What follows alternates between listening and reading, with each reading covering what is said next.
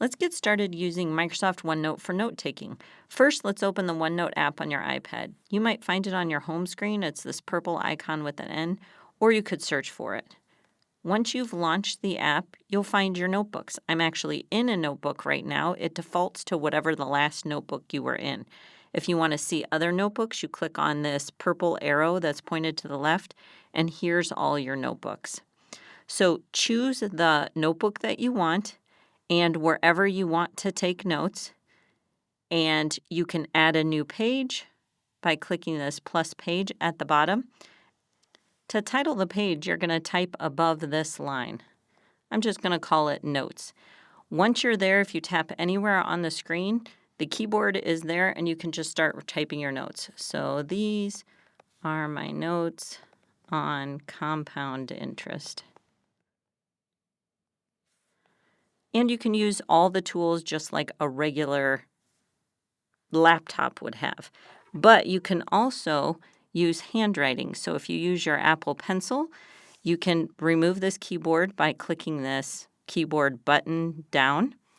And you'll want to go to the Draw menu. Here you have all your pencils that you can use. You have your eraser. You have all kinds of options. So if you just choose a pen, and if you push on the pen, you'll have all your choices of the pen colors and the thickness. So maybe I just want to make this a blue pen. And you can add as many pens as you choose. So once you start writing, you can say, oh, maybe I want to write some math. So I'm going to say, here's my math formula. That's much easier to do than typing it. And then let's say, oh, maybe I'm even going to put in some numbers.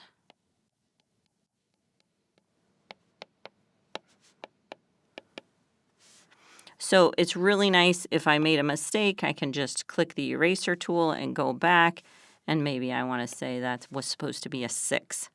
So you can highlight, let's say maybe I want to highlight just the R in that while I'm taking notes. You have so many choices. You can explore around. Now, there's also a lasso tool here.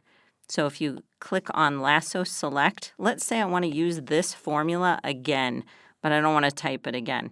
So I just lasso it, I click on it, I click copy, I click paste, and then I can move it wherever I want. It's a very convenient tool. There's another tool that inserts space. It's that line with an arrow up and down. If I click on that, I can insert space right here, and so I can have more room. So you can play around with these tools as much as you want.